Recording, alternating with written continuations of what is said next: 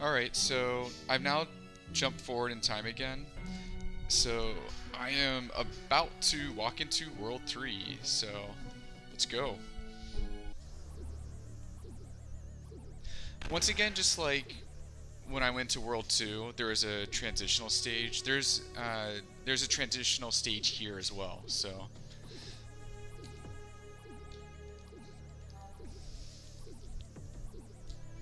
I'll just run through this.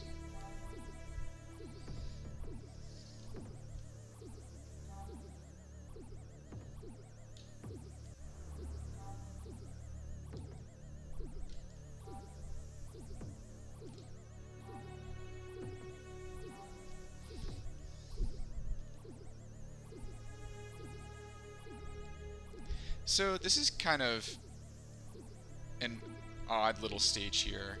This is a part of the transition, but usually what happens is when you unlock a stage, the the camera pans over and you'll see like this brick barrier crumble, and you know that's where you're supposed to go. But this is different. It's like the camera gives you that little hint that you just saw there. So like it panned over to that green area, but you don't see like brick crumbling this time. What you see instead, though, is that there's a bunch of ones and zeros floating over there, and when you actually walk up to this spot, you'll see that the preview comes up, um, suggesting to you that you can enter this area. And actually, you'll see there's a little icon above Eyas' head of the up arrow, which indicates to you that this is a world. You can walk in here. The nets. Okay, so I think this is the last world I'm going to show to you. I don't want to give too much of the game away.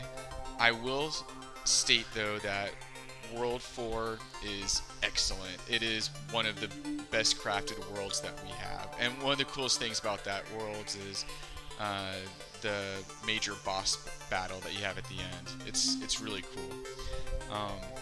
So World 4, I'm going to leave as a mystery for you, but I'm hoping that as a result of showing you both Worlds 2 and Worlds 3 here, you can see just the great variety in artistic content as well as music that you encounter in this game. So the first thing that you see when you get into World 3 is, again, you have one of these teleport points. As you can see, there's much more of a journey that I've gone on at this point in order to get to World 3, and so these teleport points are so much more useful, so that you can jump back and forth between World 1, which you need to do, by the way, because you need to communicate with the Tree of Ages past there. And so just having these teleport points to help you jump back and forth is just really useful. There's only one stage.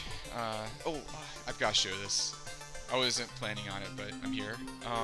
So one of the other interesting characters that you meet once you get to World 3 is Mother.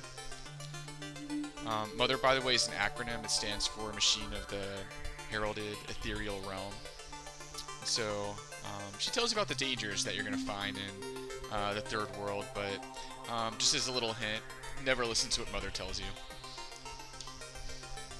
Okay, so I'll go into this particular stage, and this is actually a very good stage to show you anyway, so I will quickly run through this stage so you can see some of the new mechanics that you're going to encounter in World 3, and that'll be the end. Synthesis circuit. Okay, so what you find in World 3, one of the new things that you find, I wish I could show you more. So some of the mechanics that you will find in World 3, which I'm not going to show to you, are these laser beams, and you can obstruct them with your companion blocks. And when you obstruct their path, it'll open up doorways for you, and that's a really cool mechanic of World 3. But another really cool mechanic, which I'm going to show to you right now, are these gravity switches. For this type of game, like, gravity switches they're just inevitable, right? So what's really cool about the gravity switches is now it's not just that you have the liquid gravity that you jump through anymore.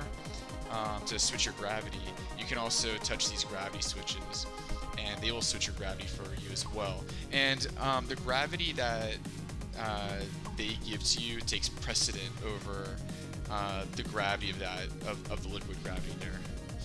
So as you may have just noticed, when I went, I'll do that again. Now when I jump through the liquid gravity, I'm just always falling down. It doesn't matter. So at this point, it doesn't matter really. Oh, I touched another gravity switch. I don't know if you saw that. It doesn't matter what side of the liquid gravity that I am on now. What matters is the gravity that I have gained as a result of touching that gravity switch. There are also switches that will bring you back to normal, which means that once again your gravity will be determined based on what side of the liquid gravity that you're on. What's also interesting in World 3 is you'll find that there's this semi-hidden doorway here, which takes you into this mysterious little stage. You'll find a tree spirit in here. And when you talk to him, all he says is gobbledygook and gibberish. You can't understand a single word they sing. Later on, you'll find that there's a way that you can decode what it is that he is saying to you, but when you meet him for the first time, you can't read a single word that he says. So the storyline actually becomes much more involved once you get to World 3.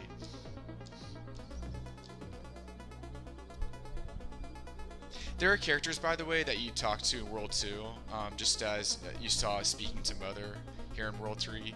I wasn't able to get to that in World 2, but I should probably mention that. Alright, so let me wrap this stage up.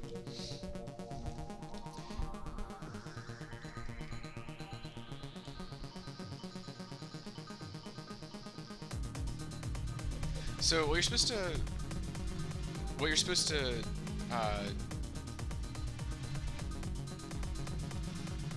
do with this particular stage is you need to find these companion blocks here, and you need to find a way to bring them back over to the left-hand side of the stage, because they will help you with actually getting to the annulus there in that chamber on the left-hand side.